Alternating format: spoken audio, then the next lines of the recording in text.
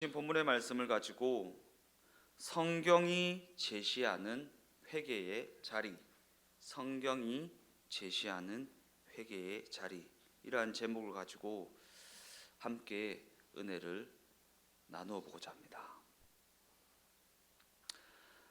성령 강림 사건으로 말미암아 사람들 사이에 소동이 생기고 놀라움과 호기심에서 비롯된 비난이 일어나게 되자 수제자 베드로가 이 사건의 의미를 설명하며 나섭니다. 그는 오순절 마가 다락방에서 발생한 성령 강림의 그 사건이 요엘서 2장이 예언하고 있는 성령 강림에 대한 약속의 성취의 사건이고, 그저 돌발적으로 일어난 사건이 아니라 하나님이 약속하신 선물이라고 선포합니다. 그냥 돌발적으로 그냥 일어난 사건이 아니라 약속된 것이 성취되는, 하나님의 말씀이 이루어지는 사건이라고 그렇게 선포하고 있다라는 것입니다. 사도행전 2장에서 베드로가 인용하고 있는 요엘서를 보면 이렇게 기록되어 있습니다. 사도행전 2장 17절에서 21절까지 말씀입니다. 하나님이 말씀하시기를 말세에 내가 내 영을 모든 육체에 부어주리니 너희의 자녀들은 예언할 것이요 너희의 젊은이들은 환상을 보고 너희의 늙은이들은 꿈을 꾸리라. 그때 내가 내 영을 내 남종과 여종에게 부어주리니 그들이 예언할 것이요 또 내가 위로 하늘에서는 기사를 아래로 땅에서는 징조를 베풀리니 곧 피와 불과 연기로다. 주의 크고 영화로운 날이 이르기 전에 해가 변하여 어두워지고 달이 변하여 피가 되리라. 누구든지 주의 이름을 부르는 자는 구원을 받으리라 하였느니라.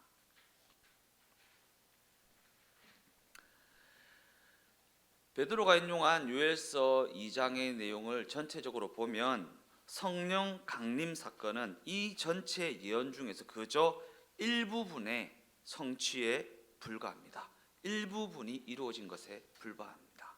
그리고 여기서 이 요엘서 전체의 예언 중에서 가장 크게 강조되고 있는 대목은 이 세상에 끝이 올 것이다, 이 세상에 종말이 다가오고 있다라는 부분입니다.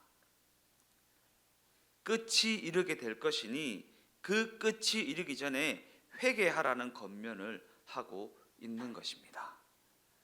우리는 순복음 교회 출신이다 보니까 성령 강림에 굉장히 집중하여서 성령이 임하였다는 사실에 굉장히 집중하지만 이 예언이 가장 집중하고 있는 대목은 그 부분이 아니라 이 세상에 끝이 있다, 끝이 다가오고 있다라는 부분입니다.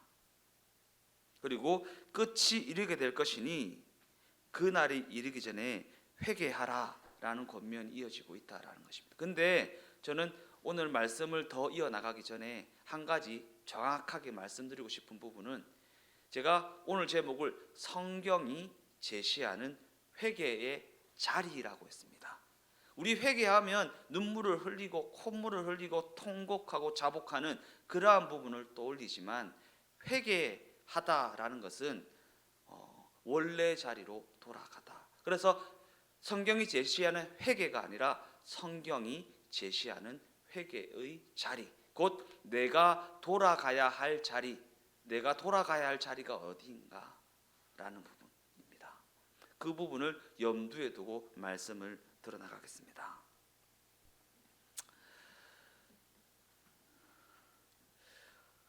오늘 본문은 종말의 때를 심판이라는 단어를 써서 표현하고 있는데, 이 심판이라는 묘사가 두렵게 여겨지는 것은 이 이야기가 죄인들에게 주어지는 메시지이기 때문일 것입니다. 죄인들에게 주어진 메시지.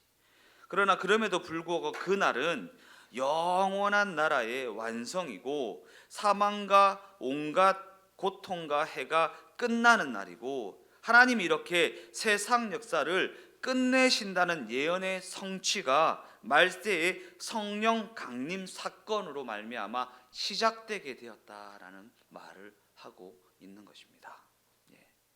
종말의 때 이러면 뭔가 두려움이 엄습하는 것, 그리고 그 종말의 때를 심판이라는 단어로 설명하고 있다는 사실에 우리가 두려움을 가지게 되는 것은 이 메시지가 죄인들에게 주어지는 메시지이기 때문입니다. 그러나 그럼에도 불구하고 그 종말의 때 그 말세는요, 두려움이 임하는 날이 아니라 영원한 하나님의 나라가 완성되는 날이고, 온갖 사망과 온갖 해와 온갖 고통이 끝이 나는 날이고, 하나님이 이렇게 세상 역사를 끝을 내겠다라는 그 예언이 성령 강림 사건으로 말미암아 성취되기 시작하였다라는 것입니다.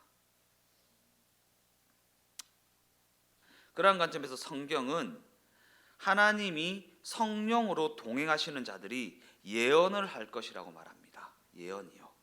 그리고 여기서 말하는 예언이라는 것은 앞날을 내다보고 장래일을 말하게 된다라는 의미입니다. 그런데 여기서 장래일을 말하게 되었다라는 것은 이 세상과 그 역사, 모든 시간과 모든 인생의 주인 되신 하나님께서 어떠한 목적을 가지고 계시며 무엇을 하려고 하시는지를 알게 되었다라는 의미입니다. 그런데 우리는 예언하면 점쟁이를 떠올립니다. 점쟁이요. 점쟁이처럼 앞날에 서쪽으로 갈까요? 동쪽으로 갈까요? 이 땅을 살까요? 저 땅을 살까요? 여기다 투자할까요? 저기다 투자할까요? 이 일을 할까요? 저 일을 할까요? 하나님을 그저 점쟁이 정도로밖에 여기지 않는 생각입니다. 그러나 성경이 말하는 예언, 곧 성경이 말하는 장래의 일은 하나님이 장차 어떠한 목적을 가지고 계시며 무엇을 하려고 하시는지를 알게 되었다라는 의미입니다. 그리고 그 예언에 담긴 가장 중요한 내용은 모든 인류와 모든 역사의 끝이 있다라는 내용입니다. 그 예언의 가장 핵심이 되는 내용은 모든 역사와 모든 인류의 삶에 끝이 있다. 이 세상 역사가 끝이 난다. 이 세상 역사와 계속해서 표현하는 부분이지만 작별 인사를 나누어야 한다 라는 부분이 성경이 제시하는 예언의 가장 핵심되는 내용이라는 것입니다. 하나님이 목적하신 최종적인 목적지가 있다라는 것이고, 하나님이 그 목적을 향하여 지금도 이 세상 역사를 움직이고 계신다라는 것이고, 하나님이 당신의 백성을 하나님의 백성답게 만들기 위하여 그 역사와 그 인생 가운데 개입하고 계신다라는 거. 개입하고 계신다요. 그냥 내 인생이 왜 이렇게 힘드냐라고 생각이 드십니까? 내가 뭘 했길래 이렇게 나를 힘들게 하냐라는 원망이 드십니까?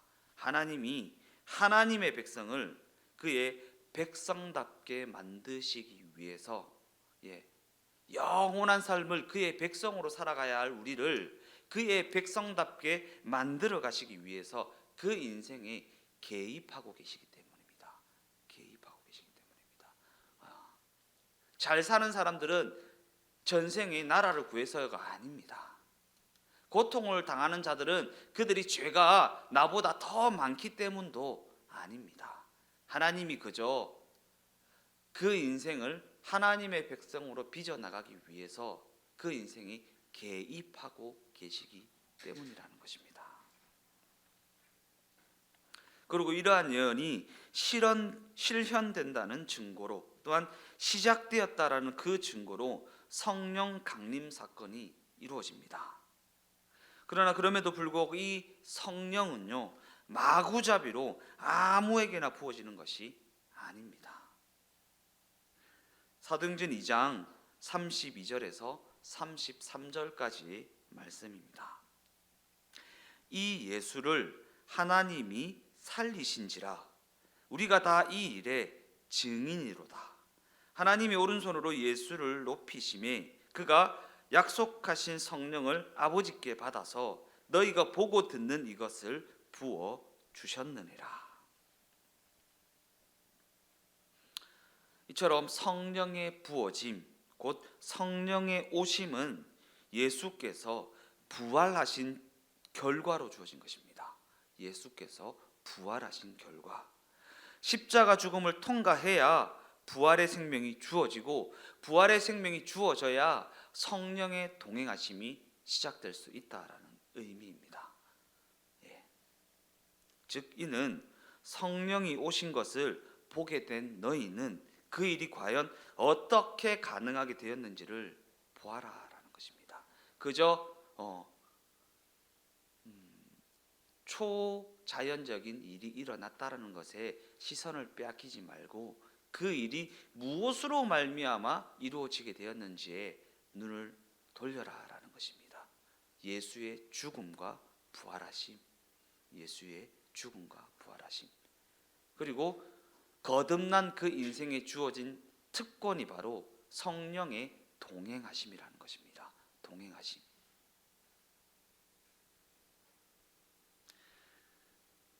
이처럼 우리 모두는 성령께서 임재하신 그 사건을 통해 예수께서 오셔서 십자가 죽음과 부활의 생명을 통해 이루신 하나님의 구원 역사를 확인하게 되는 것입니다. 그러기에 성령의 강림은요, 출구 없는 우리의 인생에 십자가로 구원의 문을 열어주셨다라는 사실의 증거라는 것입니다.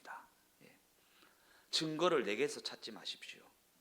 증거는 하나님에게서 찾아야 됩니다. 그리고 약속하신 성령이 오셨다라는 그 사실 자체가 증거가 된다라는 것입니다.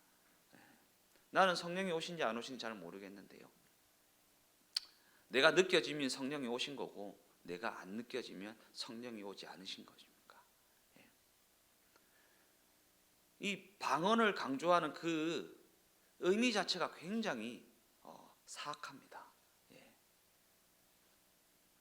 눈에 보이고 귀에 들리고 손에 잡히는 어떠한 느낌적인 느낌이 있어야지만 성령이 임하신 것 같고 내가 구원을 받은 것 같고 하나님이 살아계신 것 같고, 아니요.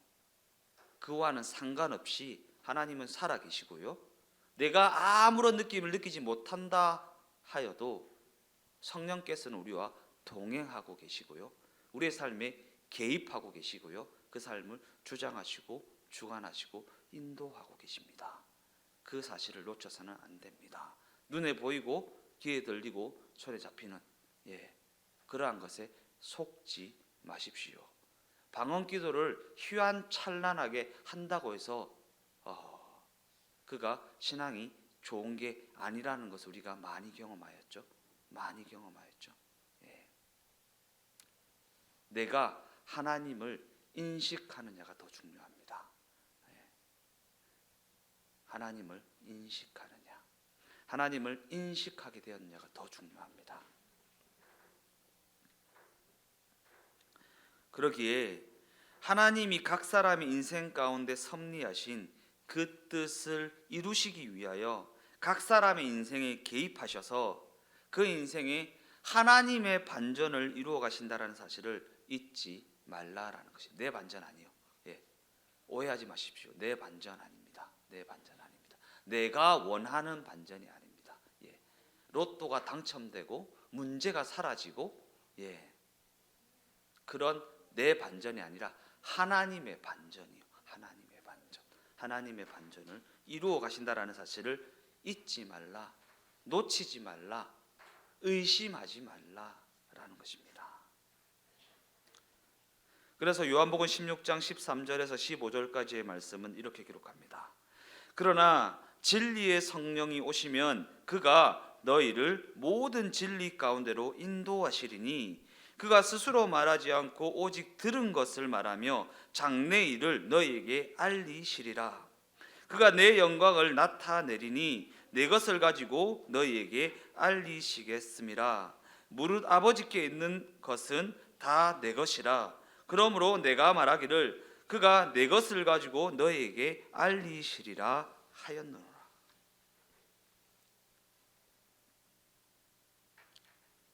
하나님이 종말을 향해 가는 이 세상 역사를 다스리고 계십니다.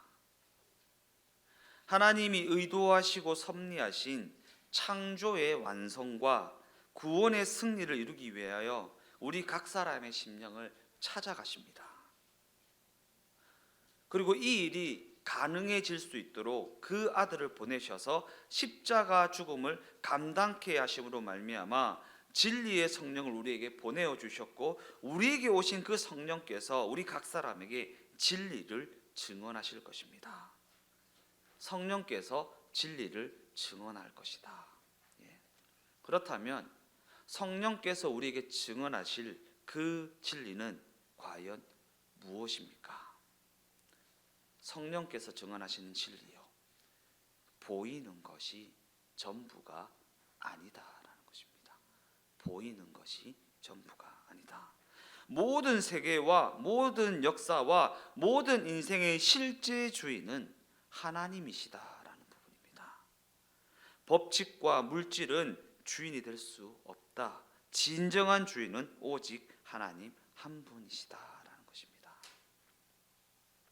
그리고 이것이 바로 성령께서 오셔서 우리에게 증언하시는 진리입니다.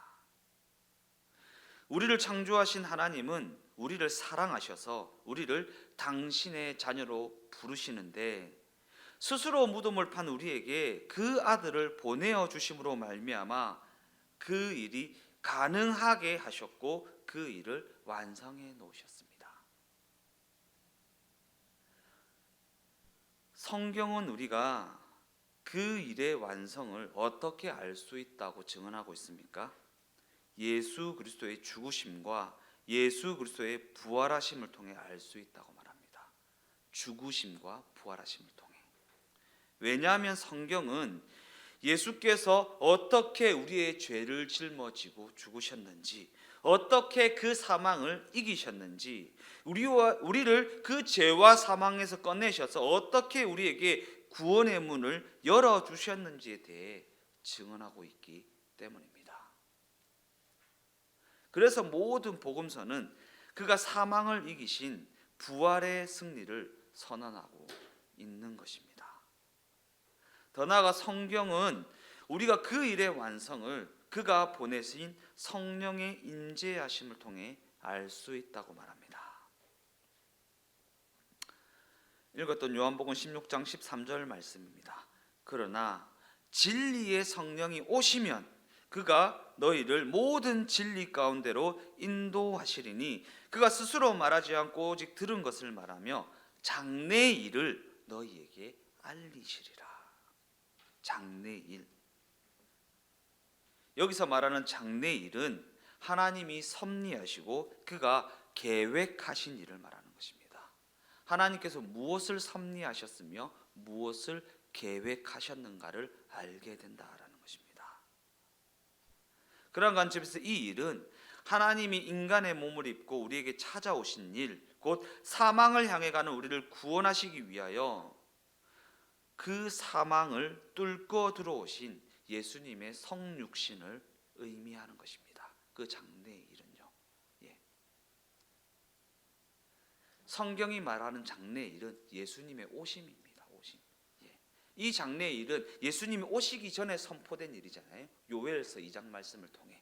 그리고 그 요엘서 2장 말씀이 선포하는 그 장래의 일은 예수님의 오신 일, 예수님의 성육신을 의미하는 것입니다.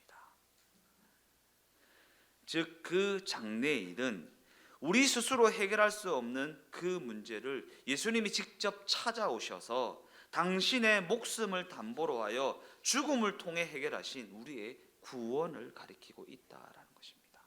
구원을 가리키고 있다. 그리하여 사망을 향해 가는 우리 각 사람을 부활의 생명을 통해 건지셔서 하나님의 영광을 드러내시는 그 일을 완성하셨다라는 것입니다. 이것이 성령 강림의 가장 큰 결과이고 가장 큰 열매입니다. 이는 우리가 간절히 구하지는 않았지만 하나님이 우리에게 가장 중요한 일을 행하셨다는 것이고 그 일의 결과가 우리에게 이미 주어져 있다라는 것입니다. 우리가 간절히 구하지 않았어요. 간절히 구하지 않았습니다. 그러나 하나님이 가장 중요한 일을 이미 행하셨고 그 일의 결과가 이미 우리에게 주어져 있다라는 것입니다. 뭡니까? 예수님의 동행하심이요. 예수님의 동행하심. 동행하시는 그 예수님이 우리의 인생 가운데 개입하시고 간섭하시고 다스리고 계신다라는 사실입니다. 그 결과입니다. 왜냐하면 예수께서는 이미 오셨고 죽으셨고 부활하셨고 성령께서 이미 임하셨기 때문입니다. 그 성령께서 우리와 동행하고 계시기 때문입니다. 그리고 성경이 이를 증언하고 있기 때문입니다.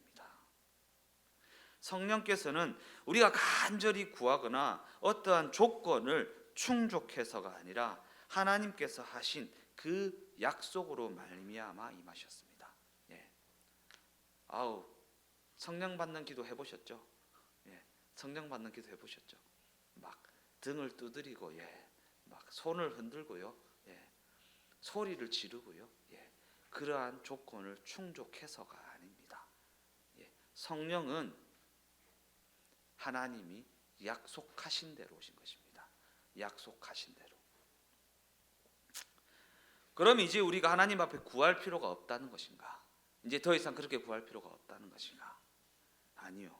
오히려 장래의 일을 알게 된 자로서 잘 구하는 자가 되어야 됩니다. 곧 올바로 구하는 자가 되어야 한다라는 것입니다. 보내드린 기도에 대한 말씀 들으셨죠? 꼭 들으셔야 됩니다. 잘 구하는 자가 되어야 됩니다. 기도가 무엇인지 알고 구하는 자가 되어야 합니다. 기도를 할 수 있는 존재가 되었다라는 것이 어떠한 의미인지를 새기는 자가 되어야 한다라는 것입니다. 잘 구하는 자, 곧 올바로 구하는 자가 되어야 하는 것입니다. 이는 우리가 어떠한 인생을 살아야 하는지, 내가 살아 숨쉬는 이 시간과 이 공간과 이 상황이 과연 어떠한 의미를 주고 있는지, 어떠한 메시지를 내게 주고 있는지 이 세상과는 구별된 이해를 가져야 한다라는 것입니다. 이 세상과는 구별된 이해요. 이 상황에 대한, 이 시간과 공간에 대한, 이 고난과 이 모든 일들에 대한 이 세상과 구별된 이해요. 구별된 이해.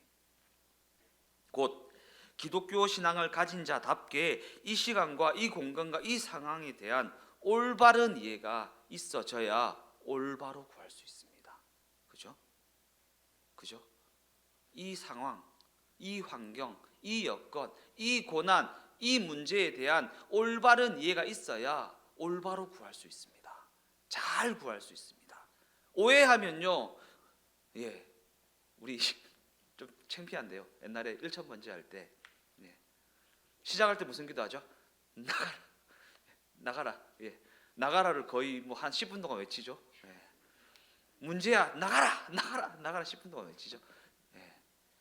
문제에 대한, 상황에 대한, 여건에 대한 올바른 이해를 가지지 못하면 잘못된 기도를 하게 됩니다. 그 문제 속에 하나님이 당신의 섭리하심과 계획하심과 뜻을 숨겨 놓으셨는데 그 선물 보따리를 나가라고 외치는, 떠나가라고 외치는 그러한 기도를 하게 된다라는 것입니다. 그러한 관점에서 이 대목에서 우리에게 회개가 촉구되고 있습니다. 회개. 성경이 제시하는 회개라는 것은 하나님을 모르고 살아가던 그 자리에서 하나님의 뜻과 부르심의 자리로 돌아서서 성령을 보내주신 하나님, 우리를 부르신 그 하나님 앞에 자기의 인생을 맡겨드리는 것입니다. 우리의 인생을 맡겨드리는 그 자리로 돌아가는 것입니다. 내가 살아보려고 아등바등하던 자리, 살아계신 그 하나님을 무시하고 어찌든 내 실력을 가지고, 내 노력을 가지고, 내 열심을 가지고 살아내려고 했던 그 자리에서 하나님께 겸허히 맡겨드리는 자리, 그 자리가 바로 성경이 제시하는 회개의 자리라는 것입니다. 그러기에 성경이 제시하는 회개라는 것은 윤리적 흠이나 도덕적 결함을 그저 씻어낸다라는 의미가 아닙니다. 그죠?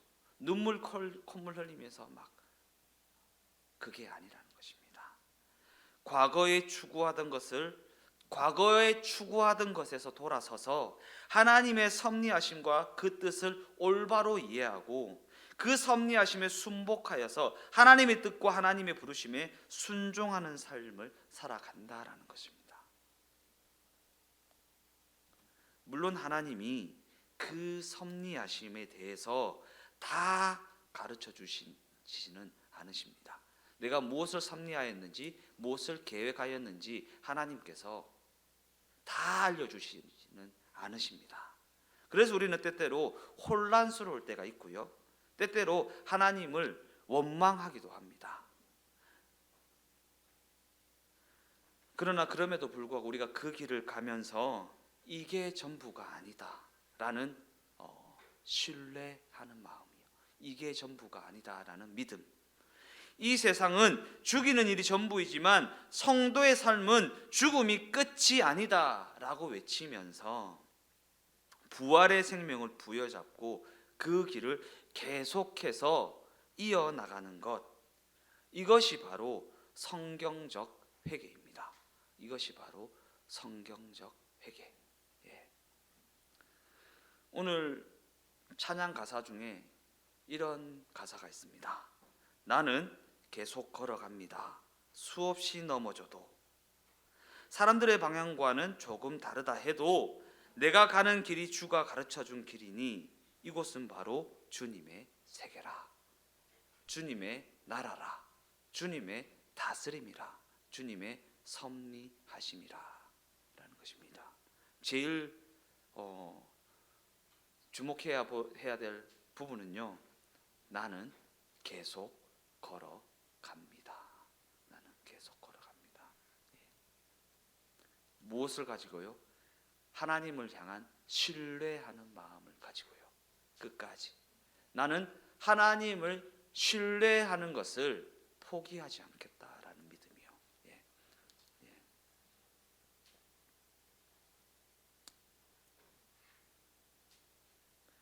그러한 관점에서 우리의 신앙이 성숙하면 성숙할수록 그동안 간절하게 원했던 그 일이 지극히 보잘것없는 것임을 깨닫게 됩니다. 우리가 성숙하면 성숙할수록 내가 그렇게 원했고 내가 그렇게 바랬던 그것이 보잘것없는 것임을 깨달아 나가기 시작합니다. 그 신앙이, 그 생각이 성숙하지 못했을 때에는 그 관심사가 그저 유행을 따라가고 그저 내가 원하는 것을 얻는 것에 집중되어 있습니다. 그래서 그것에 신앙의 척도가 제시됩니다. 내가 원하는 것을 얻어내면 내 신앙이 괜찮고, 내가 원하는 것을 얻지 못하면 그 신앙에 뭔가 문제가 있어서 얻지 못했다고 생각하기도 합니다. 그런데 그것이 척도가 되는 게 아니잖아요. 외제차 타고 다니면 신앙이 좋은 것입니까? 좋은 집에 살면 신앙이 좋은 것입니까? 문제 없이 평안하게 살면 그 신앙이 좋아서 문제가 없고 평안한 것입니까? 성경은 그렇지 않다라고 너무나도 분명히 이야기하고 있습니다.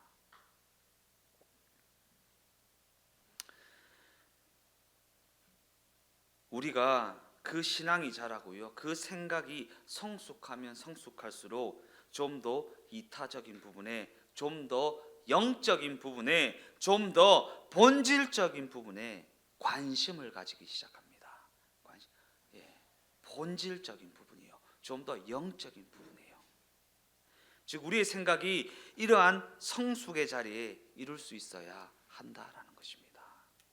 무엇에 그 생각이, 그 마음이 빼앗겨 있습니까? 과연 하나님은 우리의 그 모습을 보고 무엇이라 생각하시겠습니까? 우리 인간이란 존재는 훨씬 더 성숙한 자리에 이를 때에 비로소 생각이라는 것을 하게 되고, 그로 말미암아 올바른 선택을 할 수 있습니다.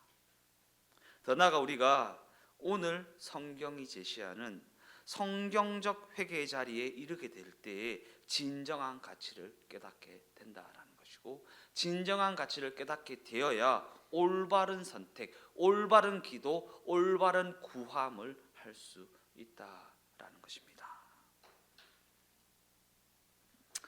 결론적으로 성경이 제시하는 회개의 자리는 눈물을 흘리는 감상적인 자리가 아니라 몰랐던 것을 알게 되는 자리고, 놀라운 깨달음의 자리이고, 놀라운 이해의 자리입니다.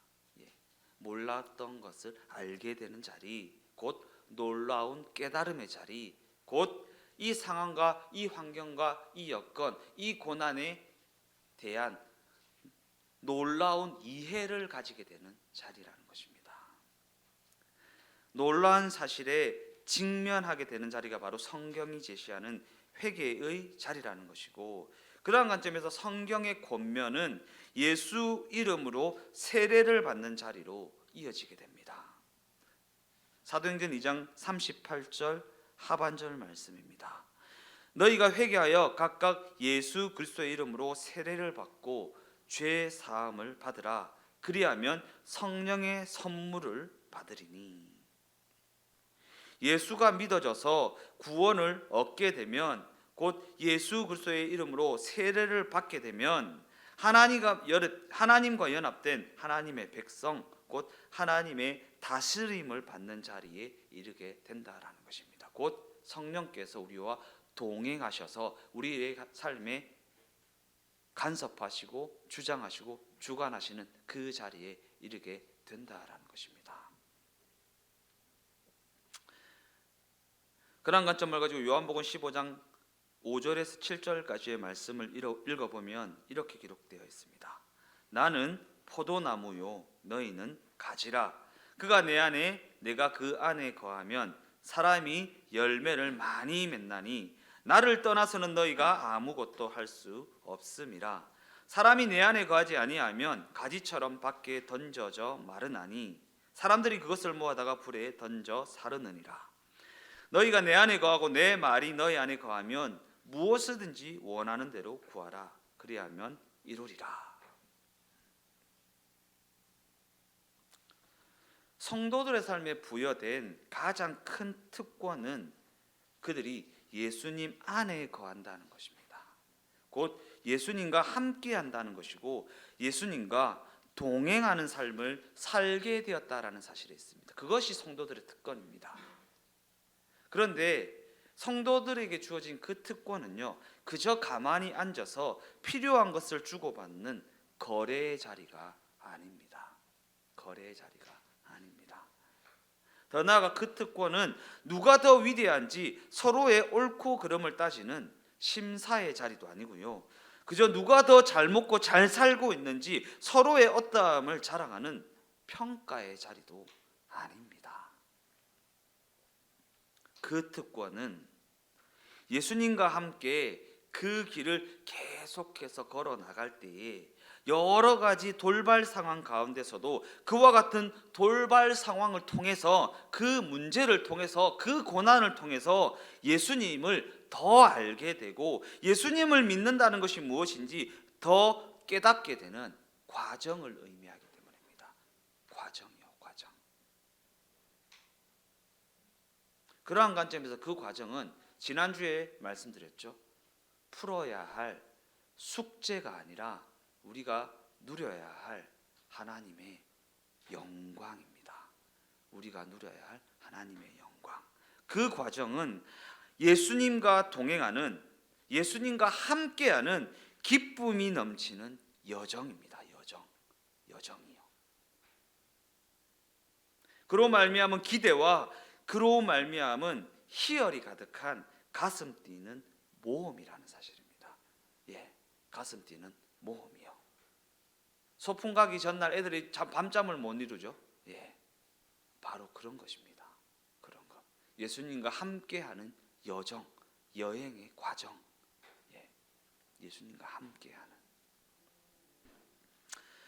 우리 주동행교회 각 사람이 예수님과 동행하는 삶, 곧 그러한 여정 가운데 부르심을 받았다는 그 사실 앞에 기쁨과 기대와 희열로 반응하게 되시기를 예수님의 이름으로 축원드립니다.